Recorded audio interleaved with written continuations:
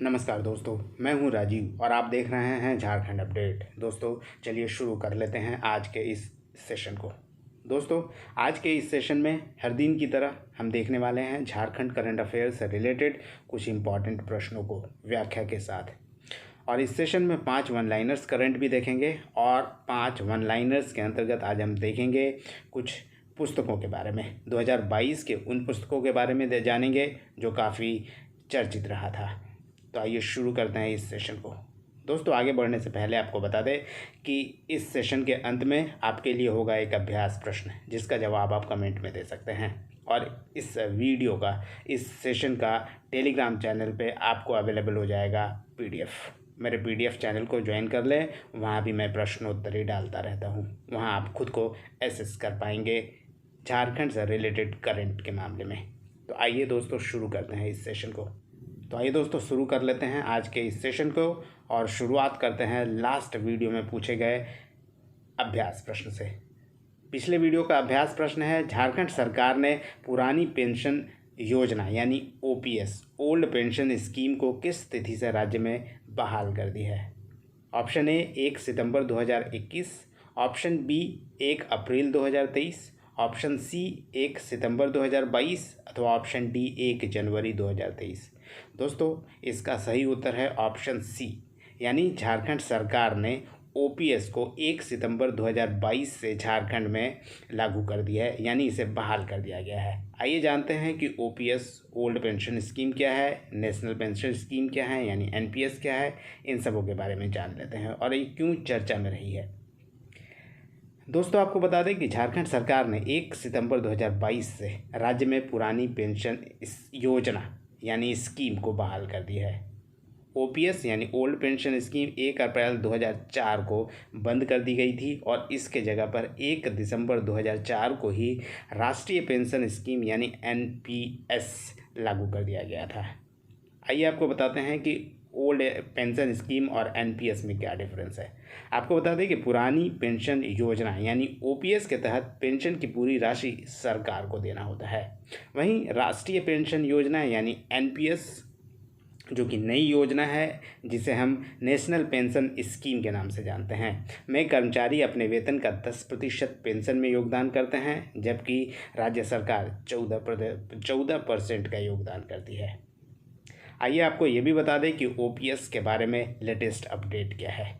आपको बता दें कि पुरानी पेंशन योजना लागू करने वाले राज्यों में राजस्थान पहले नंबर पर है। राजस्थान के बाद छत्तीसगढ़ और झारखंड भी इसमें शामिल है। आपको बता दें कि झारखंड इस मामले में तीसरे स्थान पर है, यानी झारखंड, राजस्थान और छत्तीसगढ़ के बाद ओपीएस को लागू करने वाला तीसरा राज्य बन गया है। वहीं हाल ही में हिमाचल प्रदेश सरकार ने भी ओपीएस को लागू करने का फैसला कर लिया है और दोस्तों 1 अप्रैल 2023 से इसे लागू भी कर दिया गया है। इस तरह देश में 5 राज्यों में एक बार फिर से पुरानी पेंशन योजना को लागू कर दिया गया है और ये 5 राज्य हैं राजस्थान, छत्तीसगढ़, झारखंड, पंजाब और हिमाचल प्रदेश। और झारखंड का इस मामले में तीसरा स्थान है, यानी झारखंड तीसरा राज्य है जिस सरकार ने झारखंड में ओपीएस को लागू कर दिया है यानी बहाल कर दिया है। चलिए दोस्तों अब आगे बढ़ते हैं और अब देखते हैं झारखंड से रिलेटेड करंट अफेयर्स को, जिसे हम व्याख्या के साथ देखेंगे पूरे डिटेल में। पहला प्रश्न है, झारखंड के लोगों में खून की कमी का पता लगाने व उपचार के लिए स्वास्थ्य विभाग द्वारा कौन सी ऐप का उपयोग किया जा रहा है? Option A AMB D3, option B AMB T3 यानी 333, ऑप्शन सी AMB A3 यानी AAA अथवा ऑप्शन डी AMB A2Z। दोस्तों इसका सही उत्तर है ऑप्शन बी यानी AMB T3। AMB का फुल फॉर्म है दोस्तों एनीमिया मुक्त भारत और T3 यानी 333 है टेस्ट, ट्रीट एंड टॉक। आइए इसके बारे में जानते हैं। आपको बता दें कि राज्य के लोगों में खून की कमी यानी एनीमिया का पता लगाने व उनके उपचार के लिए स्वास्थ्य विभाग द्वारा मोबाइल बेस्ड एप्लीकेशन विकसित किया गया है और इसका नाम है AMB T3। इसके फुल फॉर्म की बात करें तो AMB का फुल फॉर्म है एनीमिया मुक्त भारत और T3 यानी 333 का अर्थ है यानी 333 का फुल फॉर्म है test, treat and talk. T for test, T for treatment and T for talk. आपको बता दें कि राज्य को एनीमिया मुक्त करने के लिए इसी ऐप का उपयोग होगा और ऐप को डाउनलोड करने के बाद उसके ओपन होते ही यह आपको खुद निर्देशित करने लगेगा। आइए इसके बारे में और डिटेल में जानते हैं। आपको बता दें कि इस ऐप का यूज़ और डाटा कलेक्शन आदि की जानकारी के लिए 28 मार्च से 3 अप्रैल 2023 तक ANM यानी ऑक्सिलरी नर्सिंग मिडवाइफरी यानी ट्रेंड नर्स जिसे कहते हैं या ट्रेंड दाई जो हॉस्पिटल में आज होती है, उसके बारे में ANM का यूज़ किया जाता है। इसके अलावा चिकित्सक, जिला कार्यक्रम प्रबंधक, जिलों के डेटा प्रबंधक, लैब टेक्नीशियन, प्रखंड डेटा प्रबंधक और प्रखंड कार्यक्रम प्रबंधकों को इस दौरान प्रशिक्षण दिया गया है। यानी इन सभी स्वास्थ्य कर्मियों को या स्वास्थ्य से रिलेटेड डिपार्टमेंट के पदाधिकारियों को 28 मार्च से 3 अप्रैल 2023 तक प्रशिक्षण दिया गया। आपको बता दें कि ऐप 3 चरणों में काम करता है। इसमें सर्वप्रथम टेस्ट होगा, यानी पुरुषों के लिए हीमोग्लोबिन की मात्रा 14 से 15 और महिलाओं के लिए 10 से कम नहीं होना चाहिए। इसको पता लगाने के लिए स्वास्थ्यकर्मी पहले हीमोग्लोबिनोमीटर से जांच करेंगे और पता लगाएंगे कि किस व्यक्ति में एनीमिया है। अगर उसकी पुष्टि हो जाती है तो फिर उसका ट्रीटमेंट किया जाएगा। उसके बाद टॉक यानी दवा उपलब्ध कराने के बाद भी स्वास्थ्यकर्मी पीड़ित की काउंसलिंग करेंगे। बता दें कि खान पान कैसा करना है, किस तरह से रहना है, खून की कमी को दूर कैसे करना है, इस संबंध में जानकारी स्वास्थ्यकर्मी एनीमिक व्यक्ति को देंगे। दोस्तों इसके अलावा आपको बता दें ताज़ा रिपोर्ट स्वास्थ्य से संबंधित यानी एनीमिया से संबंधित क्या है। कुछ दिनों पहले राष्ट्रीय परिवार स्वास्थ्य सर्वेक्षण 5वीं रिपोर्ट यानी राष्ट्रीय परिवार स्वास्थ्य सर्वेक्षण की 5वीं रिपोर्ट आई है, नेशनल फैमिली हेल्थ सर्वे 5। इसके अनुसार झारखंड में अधिकतर बच्चों में खून की कमी है, यानी एनीमिक हैं बच्चे। अगर इसकी डेटा की बात करें तो राज्य में 69% बच्चे और 65% महिलाएं एनीमिक हैं, यानी खून की कमी से पीड़ित हैं। चलिए आगे बढ़ते हैं और देखते हैं अब नेक्स्ट प्रश्न को। झारखंड के किस व्यक्ति को 100 ताकतवर लोगों यानी पावरफुल पीपल में शामिल किया गया है। Option A Hemant Soren, option B Shibu Soren, option C Arjun Munda अथवा ऑप्शन डी MS धोनी। इसका सही उत्तर है दोस्तों ऑप्शन ए हेमंत सोरेन। झारखंड के एकमात्र व्यक्ति हैं जिन्हें 100 ताकतवर लोगों में भारत के 100 ताकतवर लोगों में शामिल किया गया है। आपको बता दें कि झारखंड के आदिवासी मुख्यमंत्री हेमंत सोरेन को भारत के 100 ताकतवर लोगों में शामिल किया गया है।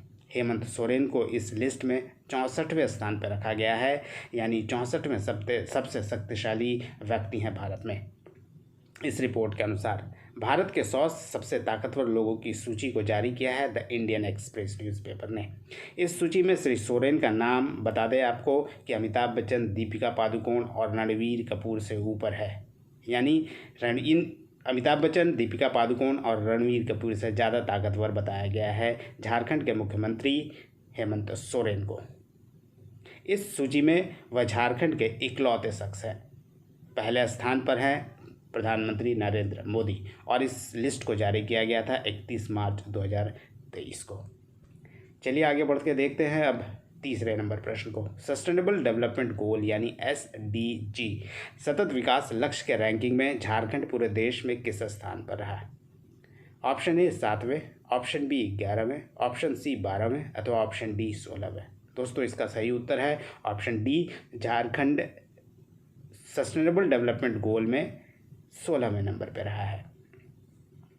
आपको बता दें SDG में झारखंड पूरे देश में 16वें नंबर पर रहा है, यानी रैंकिंग के मामले में भारत का 16वां स्थान रहा है। आपको बता दें कि 2021-22 के प्रदर्शन के आधार पर यह रैंकिंग तैयार की गई थी और दिल्ली की एक संस्था CSE यानी centre for science and environment ने इस रिपोर्ट को जारी की है। SDG की ओवरऑल रैंकिंग की बात करें तो इसमें पहले स्थान पर केरल को रखा गया है। SDG क्या है इसके बारे में अगर आपको जानना है तो आपको बता दें कि वर्ष 2015 में UNO के सदस्य देशों ने 2030 तक विकास के लिए कुछ एजेंडा तय किया था। इसी के तहत 17 सेक्टर्स यानी 17 गोल डिसाइड किया गया और इसी को लक्ष्य बना लिया गया। इसी को कहते हैं SDG यानी सस्टेनेबल डेवलपमेंट गोल। इसके आधार पर सभी देशों को अपने अपने यहाँ विकास का काम करना था। भारत सरकार ने भी इसके आधार पर राज्यों के लिए लक्ष्य रखा है और खुद केंद्र सरकार भी इस लक्ष्य पे काम कर रही है। आपको बता दें कि राज्य को नीति आयोग ने SDG के लक्ष्य प्राप्ति की दिशा में काम करने को कहा है और कुल 16 गोल्स के आधार पर इसकी रेटिंग कराई जाती है। चलिए आगे बढ़ते हुए अब देखते हैं प्रश्न नंबर 4 को।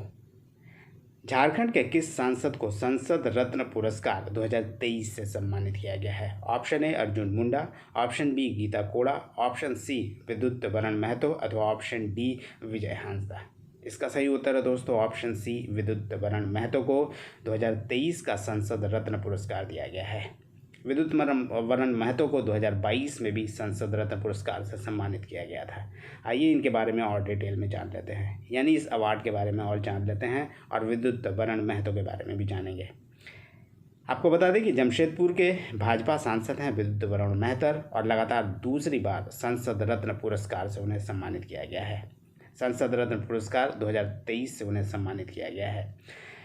आपको बता दें कि यह सम्मान इस बार 2023 के लिए 13 सांसदों को दिया गया है, जिसमें 8 लोकसभा के सांसद शामिल हैं और 5 राज्यसभा के सांसद हैं। और सांसद विद्युत वरण महतो को ओवरऑल परफॉर्मेंस के आधार पर दूसरी बार पुरस्कृत किया गया है। इसके अलावा झारखंड के हजारीबाग के सांसद जयंत सिन्हा को भी सम्मानित किया गया है। आपको बता दें कि लोक वित्त समिति यानी लोकसभा फाइनेंस कमेटी के अध्यक्ष जयंत सिन्हा को भी 17वीं लोकसभा की शुरुआत से ही उनके उत्कृष्ट प्रदर्शन के लिए सम्मानित यानी पुरस्कृत किया गया है। आइए दोस्तों अब आपको बताते हैं विद्युत वरण महतो के बारे में और जानते हैं संसद रत्न पुरस्कारों की शुरुआत कब हुई थी। आपको बता दें कि विद्युत वरण महतो 16वीं लोकसभा चुनाव में 2014 में पहली बार जीते थे। इसके अलावा जमशेदपुर सीट से वे दूसरी बार 2019 में भी जीते हैं।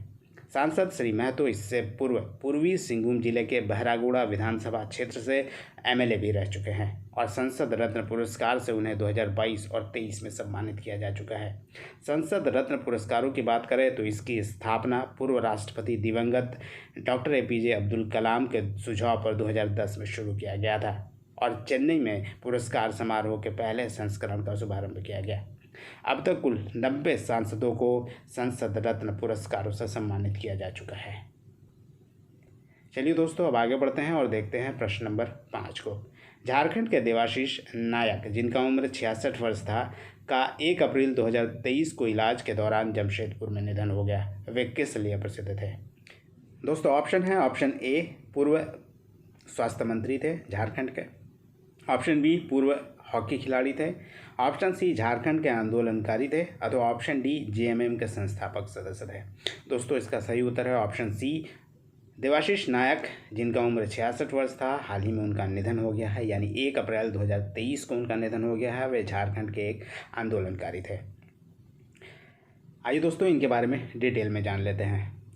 आपको बता दें कि झारखंड के आंदोलनकारी देवाशीष नायक का 1 अप्रैल 2023 को इलाज के दौरान जमशेदपुर में निधन हो गया। झारखंड आंदोलनकारी देवाशीष नायक आजसू के संस्थापक सदस्य रहे हैं और उनका नाम झारखंड आंदोलन से में अग्रणी नेताओं के रूप में लिया जाता है। आपको बता दें कि देवाशीष नायक वर्षों तक शिबू सोरेन के साथ मिलकर झारखंड आंदोलन के सहभागी रहे हैं। वे कई बार जेल भी जा चुके हैं, यानी देवाशीष नायक 6 से 7 बार जेल जा चुके हैं और उन पर आंदोलन के दौरान CCA भी लग चुका है। उन्हें झारखंड सरकार की ओर से आंदोलनकारी का पेंशन भी मिलता था। चलिए दोस्तों आगे बढ़ते हैं और अब बारी है इम्पॉर्टेंट वन लाइनर्स को जानने की। और आज के इम्पॉर्टेंट वन लाइनर्स में जानेंगे हम 2022 में चर्चित कुछ पुस्तकों के बारे में और जानेंगे उनके लेखक कौन हैं। पहले पुस्तक है दोस्तों झारखंड के 50 क्रांतिकारी। इस पुस्तक के लेखक हैं संजय कृष्ण। दूसरा पुस्तक है विचारों के 11 अध्याय, जिसके लेखक हैं रविंद्रनाथ महतो, जो झारखंड विधानसभा के अध्यक्ष हैं। तीसरी पुस्तक है गोपी की डायरी। यह पुस्तक लिखी गई थी सुधा मूर्ति द्वारा। The life and times of Jaipal Singh Munda, इस पुस्तक के लेखक हैं संतोष कीरो। नेक्स्ट बुक है दोस्तों द पीपल्स लीडर, जिसके लेखक हैं विवेकानंद झा, और द पीपल्स लीडर सरयू राय की जीवनी है। आपको बता दें कि सरयू राय पूर्वी सिंहभूम जिले के पूर्वी जमशेदपुर से विधायक है, और सरयू राय ने ही पूर्व मुख्यमंत्री, झारखंड के पूर्व मुख्यमंत्री रघुवर दास को हराया है। अगला पुस्तक है जाने भारत के मुंडों को, इस पुस्तक के लेखक हैं राधा गोविंद पातर। आदिवासी दर्शन के लेखक हैं संतोष कीरो। झारखंड के वीर शहीद, इस पुस्तक के लेखक हैं विनय कुमार पांडे। नेक्स्ट पुस्तक है दोस्तों तुलसी दल गंगा जल, इस पुस्तक की लेखिका हैं रीता शुक्ला। और नेक्स्ट और अंतिम पुस्तक है आज का आदिवासी लोक समाज, और इसके लेखक हैं नरेंद्र। दोस्तों यह 2022 की प्रमुख चर्चित पुस्तकें हैं, जिसके लेखक और बुक्स काफ़ी इम्पॉर्टेंट है। एग्जामिनेशन पॉइंट ऑफ व्यू से इसे मैंने कलेक्ट किया है, उम्मीद करता हूँ आपको इन्फॉर्मेटिव लगा होगा। तो आइए आगे बढ़ते हैं, और अब बारी है आज के अभ्यास प्रश्न की। आज का अभ्यास प्रश्न है झारखंड हाई कोर्ट का नया भवन रांची में कहाँ पर निर्माणाधीन है? Option A Doranda, option B Kanke, option C Namkum, अथवा ऑप्शन डी धुरवा। दोस्तों आप इसका उत्तर कमेंट में दे सकते हैं। उम्मीद करता हूँ दोस्तों यह सेशन आपको पसंद आया होगा। धन्यवाद, फिर मिलते हैं अगले वीडियो में, तब तक जुड़े रहिए झारखंड अपडेट के साथ। धन्यवाद।